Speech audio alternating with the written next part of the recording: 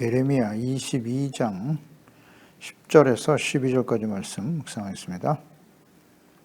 22장 10절에서 12절까지 말씀 읽겠습니다. 너희는 죽은 자를 위하여 울지 말며 그를 위하여 애통하지 말고 잡혀간 자를 위하여 슬피 울라.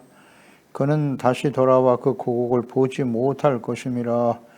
여호와께서 유다 왕 요시야의 아들 곧 그의 아버지 요시야를 이어 왕이 되었다가 이곳에서 나간 살룸에 대하여 이와 같이 말씀하시니라.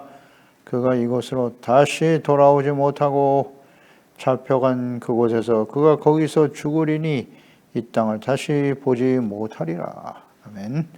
사망의 길을 가는 자를 위한 애통.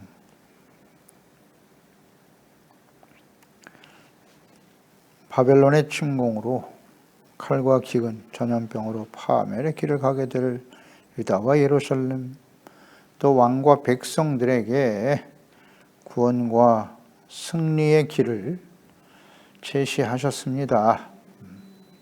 악을 버리고 하나님께 돌아와라. 그러면 널리 용서하시고 승리하게 하실 것이다 라고 말씀하셨어요. 하나님의 말씀이 주어질 때 그 말씀에 대한 순종이냐 불순종, 우리 선택에 따라서 결과가 달라진다. 살 수도 있고 죽을 수도 있다. 결국 선택에 달려 있어요. 하나님의 말씀을 듣지 못하면 이미 사망 가운데 있는 것이고요. 하나님의 말씀을 들은 하나님의 자녀 백성들의 선택에 따라서 사망과 생명, 복과 화가 결정된다. 이게 하나님의 뜻이에요. 그러니까 영원하시고 신실하신 하나님께서 자신의 이름을 걸고 맹세하셨어요. 너희들이 돌이키지 않으면 반드시 파멸의 길을 가게 된다는 거죠. 반드시라는 말을 쓰셨어요. 구원의 말씀을 듣지 않으면 예루살렘 하나님의 백성, 언약의 백성들이 반드시 황폐하게 될 거다. 그러니까 이 하나님의 백성들이 악을 행함으로써 하나님의 공의 앞에 설 수밖에 없는 이 상황. 이 말씀이 역사적으로 성취되었는데요. 이것을 성경에 자세하게 기록하신 목적이 뭐겠습니까? 하나님께서 패역한 자신의 백성들이라도 돌이키지 않으면 하나님의 공의를 행하실 수밖에 없는 공평정대하신 분이다. 이것을 모든 사람들이 알게 하기 위해서, 그러니까 이스라엘 백성들이 이렇게 멸망의 길을 갈 때 주변 나라들이 탄식하지 않습니까? 질문했어요. 야, 하나님의 백성들이 하나님을 섬기는 예루살렘 유다 백성들이 어찌 저리 멸망의 길을 가느냐, 어찌민고, 그러면서 스스로들 대답하잖아요. 저들이 하나님의 언약과 하나님을 버리고 우상을 향해 다른 신을 섬겼기 때문이야. 모든 사람들이 다 알고 있지 않습니까? 문제는 하나님의 자녀와 백성들만이 부지하고 완악하여 하나님을 버리고 멸망의 길을 갈 수밖에 없다는 거죠. 세상 사람들이 봐도 다 할 수 있는 일을. 그러니까 하나님은 공평정대하신 분이다. 이것을 누가 깨달아야 되느냐? 누가 들어야 돼요? 하나님의 자녀들이. 성령이 교회들에게 하시는 말씀을 들을 자다. 하나님의 자녀들이 하나님의 말씀을 듣지 않아요. 아니라는 생각을 가지고 있는 거예요. 우리가 하나님의 자녀고 우리가 구원받았는데 어째요 파멸의 길을 간단 말인가? 10절에 누구를 위해 애통하며 슬퍼할 것인가에 대해서 말씀하시네요. 죽은 자를 위하여 울지 말고 애통하지 말고 잡혀간 자를 위하여 슬피 울라. 다시는 고국으로 돌아오지 못할 것이다. 이 말씀하셨네요. 여기서 죽은 자는 누구이며 잡혀간 자는 누구인가? 11절에 나와 있죠. 요시야의 아들, 요시야를 이어 왕이 되어 이곳에서 나간 살룸이 잡혀간 자이네요. 그러면 죽은 자는 누군가? 그 아버지 요시야를 의미하는 것이겠죠.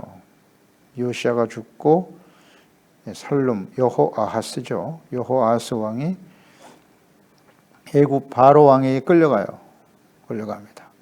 그 끌려간 사람을 위해서 슬퍼하라. 이게 죽은 자 요시야 왕, 그 왕을 위해서 슬퍼하고 있었다 이거죠.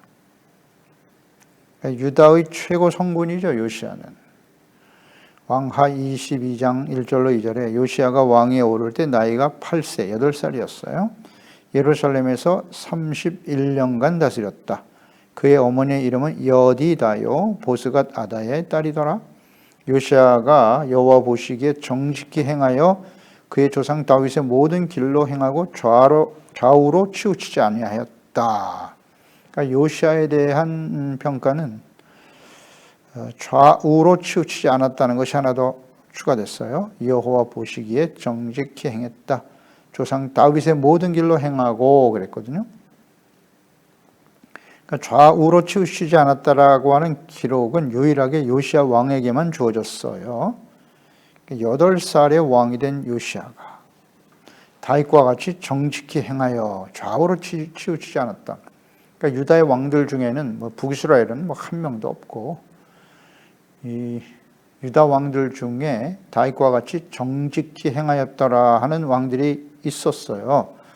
아사 왕도 그렇게 기록이 되어 있고요. 마지막에 안 좋았죠.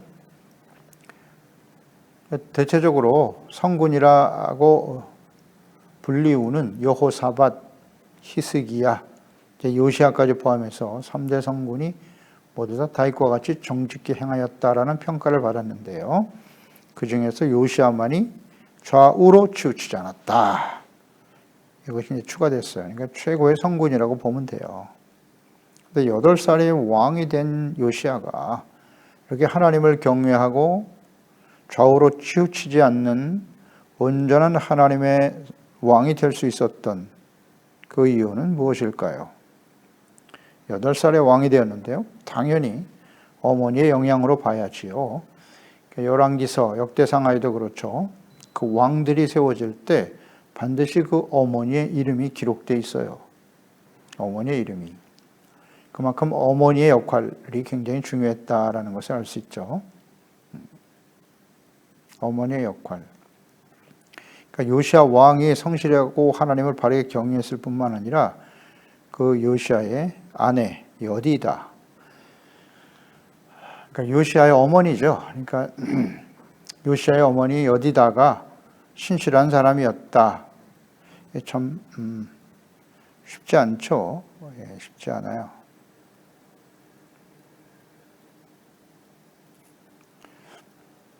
어머니가 여디다였다.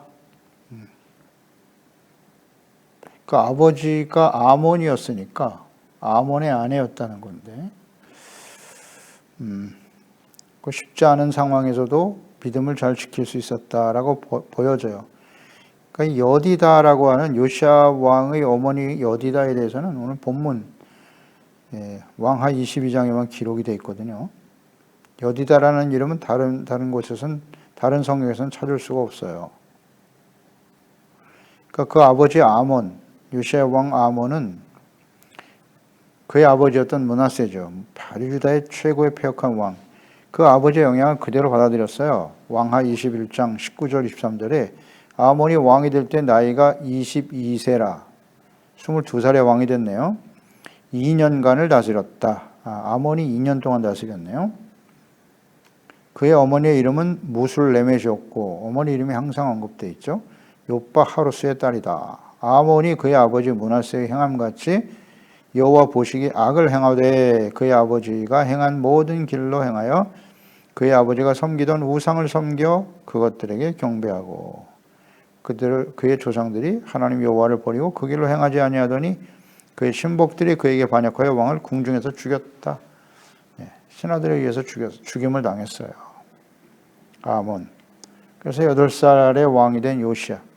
그 어머니가 여디다인데요. 보스갓 아다의 딸이었다.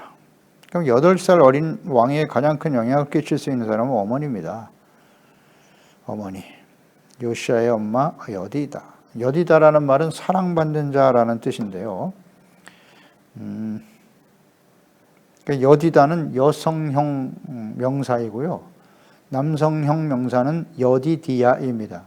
그러니까 여성에게는 여디다라고 부르고 남자에게는 여디디아라고 부르는데 뜻은 같아요. 사랑받는 자. 근데 여디디아라고 하는 이름으로 불려진 사람이 누구냐? 솔로몬입니다. 솔로몬. 그러니까 여디디아라고 불리운 사람은 성경에서 유일하게 솔로몬이에요. 솔로몬만이 여디디아라고 불려졌거든요. 사무엘하 12장 24절 25절에 보면 다윗이 그의 아내 밧세바를 위로하고 그에게 들어가 그와 동침하였더니 그가 아들을 낳음에 그의 이름을 솔로몬이라 하니라. 여호와께서 그를 사랑하사 선지자 나단을 보내 그의 이름을 여디디아라 하시니 이는 여호와께서 사랑하셨기 때문이더라. 솔로몬을 낳았는데 하나님께서 선지자를 굳이 보내사 그 솔로몬에게 그의 이름은 여디디아야 라고 말씀하셨단 말이죠. 그러니까 여디디아는 하나님께서 부르시는 이름이에요. 솔로몬을 부르시는 이름, 사랑받는 자, 여디디아. 그러니까 여디디아라고 하는 이름은 솔로몬밖에 없어요. 성경에 보면 없습니다. 그런데 여성 중에서도 여성의 이름들이 많이 성경에 나와 있는데 여디디라고 하는 이름을 가진 여인은 요시아의 어머니 여디디가 유일합니다. 그러니까 솔로몬도 여디디야. 이 요시아의 엄마는 여디디. 사랑받는 자라고 하는 이름을 가졌다. 이것은 무엇을 의미하는 것이뇨? 그러니까 이것으로 보아서 하나님의 사랑을 받는 여디디. 그의 아버지가 아다야다 그랬거든요. 아다야. 아다야였다. 참 어려운 시기에 하나님의 사랑받는 딸로 그 아버지 밑에서 올바른 신앙교육을 받고 자라는 여인이었다. 그렇게 보여집니다. 그렇게 보여져요. 좀 쉽지 않은 사람이에요. 아몬의 부인이 여디디. 그의 아몬의 아버지가 므낫세. 오랫동안 악을 행했거든요. 거기서 이 믿음을 지켰다는 건 참 쉬운 일이 아닌데 일단 분명한 건 8살 어린 왕이 왕위에 오르면 그의 어머니가 수렴 청정을 하는 것이 일반적인 관례죠. 관례입니다. 그만큼 어머니의 영향이 컸다고 봐야죠. 과거에 이와 같은 비슷한 예가 있었습니다. 여호사밧 왕이 그의 아들인 여호람을 북이스라엘의 폐역한 왕 아합 왕의 딸 아달랴와 결혼을 시키죠. 이로 인해서 멸문지화를 당하게 됩니다. 그 아달랴가 그 요람의 아들들 다윗의 자손들을 싹 다 죽입니다. 근데 그때 유일하게 남은 갓난아이가 요아스예요. 그 요아스를 살려내어 은밀하게 성전에서 양육한 사람이 여호야다 제사장이었습니다. 왕하 11장 21절에 보면 요아스가 왕이 될 때 나이가 7살이었다. 이건 더 어려요. 7세에 왕이 됐어요. 왕하 12장 2절에 보면 요아스는 제사장 여호야다가 그를 교훈하는 모든 날 동안에는 여호와 보시기에 정직히 행하였다. 갓난아기를 데려다가 성전에서 양육시켰어요. 율법으로 여호야다 제사장이 철저하게 가르쳤습니다. 가르쳤어요. 그래서 이제 7살이 됐을 때 아달랴를 죽이고 왕을 세우고 섭정을 한 거죠. 여호야다 제사장이. 그러니까 여호야다가 있는 동안에는 날 동안에는 정직히 행하였으되 그랬죠. 그러나 여호야다가 죽은 다음에 이 요아스 왕도 역시 패역하게 되죠. 패역하. 그의 아들을 바른 길을 가라고 충원하는 아들을 죽이잖아요. 선지자를 죽이고 악을 행하는 왕이 되더라. 그렇습니다. 뭐 끝까지 정직하고 바르게 주님을 섬긴다고 하는 건 쉬운 일이 아니에요. 그때 역시 7살이거든요. 그러니까 여호야다 제사장이 섭정하였기 때문에 나라를 바르게 세울 수 있었다. 8살이 왕이 된 요시야 역시 마찬가지죠. 그때는 뭐 제사장들이 온전한 모습으로 세워진 제사장이 거의 없었으니까 어디서 배웠겠어요. 8살. 그 아버지 아몬도 악을 행하다가 죽었는데 엄마의 영향이라고 봐야 돼요. 여디디. 그러니까 여기서 우리는 깨닫는 바이죠. 어릴 때부터 말씀을 가르치고 경건의 훈련을 잘 시키는 것이 얼마나 중요한가. 얼마나 중요한가. 부모의 영향이 자녀들에게 그대로 내려가는 겁니다. 내려가는 거예요. 물론 신실한 부모 밑에서 악한 자식이 나오기도 하죠. 히스기야 왕, 그 훌륭한 성군 밑에 태어난 므낫세와 같은 악한 아들. 그러니까 이건 교육의 문제예요. 잘 가르쳐야 돼요. 나 하나만 잘 믿고 끝나면 될 일이 아니에요. 반드시 그 자녀들을 우리가 이 땅에 살아 있는 이유예요. 살아가는 중요한 이유는 우리 자녀들을 어떻게 하나님을 경외하는 예수님의 신실한 제자로 세울 것인가, 세상에서 얼마나 대단하고 출세하고 성공하는 자로 만들 것인가가 아니라 계속 묵상되는 거 아니겠습니까? 우리는 부모로서 자녀들에 대해서 어떤 기대와 생각을 가지고 있나요? 우리의 삶을 통해서 자녀들에게 삶의 목적과 가치관에 대한 분명한 생각을 가지고 살아가고 있나요? 가르치고 있나요? 가르치긴 하지만 우리가 그대로 행동하지 않으면, 하나님의 나라와 의를 구하는 것이 우리의 삶의 우선순위가 되지 못하면 자녀들이 그 말을 듣겠습니까? 듣지 않습니다. 삶을 통해서 보여줘야죠. 말로만 할 게 아니라. 사랑은 행함과 진실함으로 하는 거예요. 삶을 통해서 묵묵히 보여주면 그것이 자녀들에게 좋은 가르침이 되고 본보기가 되어서 하나님을 경외하는 길로 나오게 될 것이지만, 또 하나 문제는 그렇다고만 해서 되는 건 아니에요. 오직 하나님의 은혜가 있어야 돼요. 그래서 이것을 위해서 우리는 최선을 다해 가르치면서 끊임없이 기도해야 돼요. 지혜와 계시의 영으로 거듭나게 해주시고 하나님을 알게 하여 주시고 온전한 하나님 앞에 경건한 예배자가 되게 하여 주시옵소서. 우리 인생 마지막 그날까지 우리가 드려야 될 기도예요. 요아스 왕 같은 경우 보세요. 어렸을 때 잘 배워 여호야다 제사장이 있는 동안에는 잘 믿었는데, 아버지가 살아있는 동안에는 잘 믿었는데, 그 여호야다가 죽고 나니까, 부모가 죽고 나니까 패역한 길로 가더라. 솔로몬 역시 마찬가지 아니겠어요? 시작은 좋았잖아요. 마지막이 안 좋아. 그러니까 우리가 부모로서 마지막까지 다윗처럼 흐트러짐 없이 믿음을 지키며 살아간다고 하는 것 매우 중요합니다. 쉽지는 않지만. 요시야 왕의 죽음 참으로 안타깝죠. 왕하 23장 29절에 요시야 당시 애굽의 바로 왕 느고가 아수르 왕을 치고자 하여 유브라데 강으로 올라가므로 요시야 왕이 맞서 나갔더니 애굽 왕이 요시야를 무깃도에서 만났을 때 죽였다. 그러니까 애굽 왕 바로 느고는 요시야와 전쟁할 의도가 없었어요. 아수르 왕을 치기 위해서 가는 것이었는데 요시야는 하나님께 묻지 않고, 느고가 분명히 말했어요. 이 싸움은 너희와 하는 싸움이 아니야. 괜히 참견하다가 죽지 말고 이 전쟁에 나오지 말라고 분명히 말했어요. 근데 요시야는 하나님께 묻지 않고 전쟁에 참여했다가 죽임을 당하죠. 참 아쉽죠. 그러니까 이로 인해서 모든 백성들이 슬퍼하고 애통했습니다. 슬퍼했어요. 요시야의 죽음. 그런데 하나님께서 이 말씀에 죽은 자를 위하여 애통하지 마라. 하나님께서 요시야를 위해서 슬퍼하고 애통하지 말고 잡혀간 자를 위해서 슬퍼하라. 잡혀간 자가 다시는 고국으로 돌아오지 못하게 될 것인데 그것 때문에 애통해야 된다고 말씀하고 있네요. 그러니까 요시야가 죽고 왕이 된 사람이 여호아하스, 살룸이라고 나와 있죠. 오늘 본문에 살룸이라고 되어 있어요.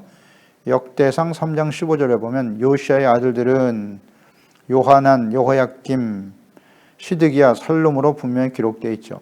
이 살룸이 바로 여호아하스입니다. 여호아하스. 그러니까 요시야의 실질적으로 보면 셋째 아들이에요. 시드기야가 막내고. 그러니까 이 셋째 아들인 여호아하스를 왕으로 세웠어요. 누가? 애굽 왕 느고가 왕으로 세웠습니다. 그런데 23장 왕하 23장 30절에 신복들이 그의 시체를 병거에 싣고 무깃도에서 예루살렘으로 돌아와 요시야를 왕으로 세울 때네요. 백성들이 요시야의 아들 여호아하스를 데려다가 요시야가 죽고 여호아하스를 데려다가 그에게 기름을 붓고 그의 아버지를 대신하여 왕으로 삼았다. 그러니까 요시아가 죽은 후에 여호아하스 이 살룸을 그러네요. 애굽 왕이 세운 게 아니라 백성들이 세웠네요. 이스라엘 유다 백성들이 요시아의 아들 여호아하스를 데려다가 그에게 기름을 붓고 왕으로 세웠다. 그러니까 여호아하스 살룸은 백성들에 의해서 왕으로 세워졌네요. 백성들에 의해서.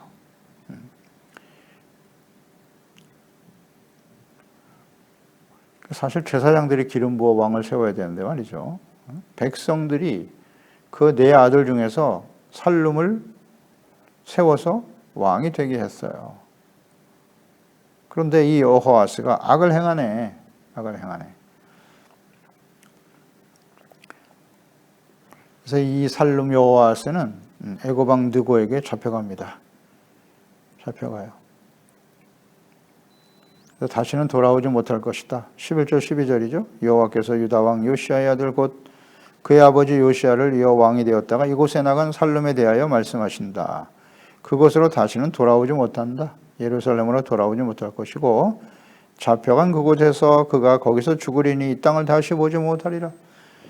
그러니까 잡혀간 자 살룸 여호아스를 위해서 울어라. 돌아오지 못한다. 그들을 위해서 울어라. 잡혀간 자를 위해서 울라. 요시아는 그래도 선정을 행하고 하나님을 경외하는 왕으로 인생을 마감했지만 여호아스는 악을 행하다가 잡혀갔잖아요. 돌이키지 못하고 다시는 돌아오지 못한다는 게 무슨 뜻이겠어요? 악을 행하여 하나님을 반역하고 패역하게 살다가 애굽에 잡혀가서 그곳에서 죽는다. 고국으로 돌아오지 못한다. 다시는 하나님의 나라 천국으로 들어갈 수 없다는 뜻 아니겠어요? 그런 의미로 묵상이 됩니다. 이 말씀대로 애굽에서 그는 죽었어요. 왕하 23장 32절 34절에 여호아스가 그의 조상들의 모든 행위대로 여호와 보시기에 악을 행하였더니 바로 느고가 그를 하마 땅 림나에 가두어 예루살렘에서 왕이 되지 못하게 하고 또 그 나라로 온 은 100달란트와 금 1달란트를 벌금으로 내게 하고 바로 느고가 요시아의 아들 일리야김을 그의 아버지 요시아를 대신하여 왕으로 삼고 그의 이름을 여호야김이라 하고 여호아스는 애굽으로 잡아갔더니 그가 거기서 죽으니라. 아멘. 여호야김을 애굽 왕 바로가 왕으로 세웠네요. 그러니까 여호아스는 백성들에 의해서 세워졌고 그 다음 엘리야김이라고 불렸던 여호야김이 애굽 왕 바로에 의해서 왕으로 세워졌네요. 근데 뭐 둘 다 악을 행하죠. 악을 행합니다. 거기서 죽었다. 말씀대로 됐죠. 말씀대로 됐습니다. 그것 때문에 슬퍼하며 눈물을 흘려라. 무슨 뜻이겠어요? 죽은 자는 요시아 왕이고 그는 하나님을 잘 믿고 경외하다가 인생을 마감했어요. 그러니까 사실 크게 슬퍼할 일이 아니라는 거예요. 그런 아쉬움이 있죠. 문제는 그의 아들 살룸 여호아스는 악을 행하다가 애굽 왕에게 포로로 끌려가 거기서 죽었다는 거예요. 다시는 고국으로 돌아오지 못한다. 하나님의 나라, 하나님이 다스리시는 하나님의 나라에 돌아오지 못한다는 거잖아요. 이 죽은 자의 의미를 우리는 좀 잘 묵상할 필요가 있어요. 당시 완고하고 패역하여 하나님의 말씀을 듣고도 생명의 길을 버리고 사망의 길을 가고 있는 악을 행하였기 때문에 사망의 길을 스스로 선택한 거잖아요. 분명히 제시하셨는데 생명의 길이 있고 사망의 길이 있는데 네가 바르게 선택하라. 근데 사망의 길을 선택하여 결국 거기서 죽고 말잖아요. 이곳으로 돌아오지 못한다. 다시는 하나님의 나라 천국으로 돌아올 수 없는 사람. 이것 때문에 슬퍼하라는 겁니다. 유다 왕과 백성들 역시 마찬가지죠. 바벨론의 공격으로 왕과 언약의 백성들, 가족들이 죽어가는 것을 슬퍼하며 애통하고 있는데 그렇죠? 잡혀간 자를 위해서 울라 이거예요. 장차 바벨론에 의해서 죽임을 당하고 포로로 끌려가게 될 그 백성들을 위해서 가족들과 그 자녀들을 위해서 울라고 하시는 거죠. 사실은. 하나님을 잘 믿고 섬기고 천국 간 사람은 그렇게 슬퍼할 일이 아니에요. 문제는 우리 소중한 자녀 세대들이 악을 행하고 하나님을 경외하지 아니하고 예수 그리스도와 복음을 거부하고 진리의 말씀을 거부하고 경건의 모양은 있으나 능력을 부인하며 살아가는 사망의 길을 가고 있는 자녀들, 그 자녀들을 위해서 눈물을 흘리라는 거죠. 그들을 위해서 울어야 되는 거 아니냐라는 가르침 아니겠어요? 누가복음 23장 26절로 28절에 예수님께서 십자가를 지기 위해서 칼보리산으로 올라가실 때죠. 그들이 예수를 끌고 갈 때 시몬이라는 구레네 사람이 시골에서 오는 것을 붙들어 그에게 십자가를 지워 예수를 따르게 하더라. 또 백성과 및 그를 위하여 가슴을 치며 슬피 우는 여자의 큰 무리가 따라오는지라. 예수께서 돌이켜 그들을 향하여 이르시되 예루살렘의 딸들아 나를 위하여 울지 말고 너희와 너희 자녀를 위하여 울어라. 이 말씀과 같은 의미 아니겠어요? 예수님은 십자가를 지기 위해서 오셨어요. 그 예수님이 십자가를 지시고 고난당하고 죽으셔야 대속 제물로 드리셔야 모든 사람들이 죄사함받고 용서받게 된단 말이죠. 그게 슬퍼서 지금 눈물을 흘리고 있는데 예수님은 죽은 후에 3일 만에 다시 살아나실 것이고 부활 승천하여 하나님께로 가실 것이지만 문제는 너와 너의 자녀들이 문제다. 그 예수 그리스도의 십자가의 죽으심의 의미도 깨닫지 못하고 예수님을 십자가에 못 박아야 된다고 소리쳤던 그 하나님의 백성들과 자녀들을 위해서 울어라. 그 자녀들은 어떻게 됐습니까? 로마에 의해서 완전히 멸망당했잖아요.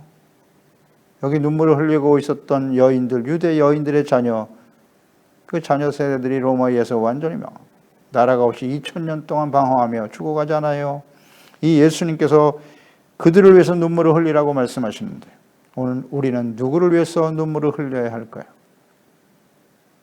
우리 자녀들을 위해서. 이 악하고 패역한 시대에 마지막 심판을 향해 달려가는 이 세대에 이 악하고 패역한 세대를 살아가야 될 우리 자녀들을 위해서 가족과 이웃들을 위해서 눈물을 흘려 기도할 수 있는 저희들이 되어야 할 것입니다. 기도하겠습니다. 하나님 아버지, 오늘도 하나님께서 이 말씀을 통하여 짧은 말씀이지만 하나님께서는 죽은 자를 위해서 눈물을 흘리지 말고 잡혀간 자를 위해서 울라고 하셨는데 그 의미를 깊이 묵상해 보니까 하나님을 경외하고 섬기며 인생을 마감한 요시야 왕, 그는 하나님 앞에 섰겠죠. 영광스러운 모습으로 하나님 앞에 서게 될 것이지만 문제는 그의 아들들이었어요. 여호 아하스, 악을 행했습니다. 악을 행했어요. 그래서 애굽에 끌려가 고국으로 돌아오지 못하고 거기서 죽었다. 그걸 위해서 눈물을 흘리라는 겁니다. 장차 유다 이 백성들이 바벨론에서 죽어갈 것이고 너의 자녀들이 죽어갈 거야. 그들을 위해서 눈물을 흘려야 되는 것이 아니겠느냐? 라는 의미겠죠. 예수께서 눈물을 흘리며 따라온 여인들에게 하신 말씀과 같은 의미일 것입니다. 마지막 심판을 향해 달려가는 이 시대에 우리는 소중한 우리 자녀들, 함께하는 가족들, 하나님의 말씀을 저버리고 주님의 말씀을 듣지 아니하고 사망의 길을 향해 달려가고 있는 우리 자녀와 가족과 이웃들을 위해서 진실로 눈물을 흘려 기도하고 있는지 다시 한번 생각하게 합니다. 또 우리 요시야 왕이 세워지는 과정에서 그 부모의 역할이 얼마나 중요한가 다시 한번 깨닫게 됩니다. 주여, 우리가 인생 마감하는 그날까지 다윗과 같이 좌우로 치우치지 않게 하시고 하나님의 말씀을 중심으로 정직하게 행하고 이것을 우리 자녀 세대들이 아름답게 계승할 수 있도록 주여 도와주시옵소서. 예수님의 이름으로 기도드리옵나이다. 아멘.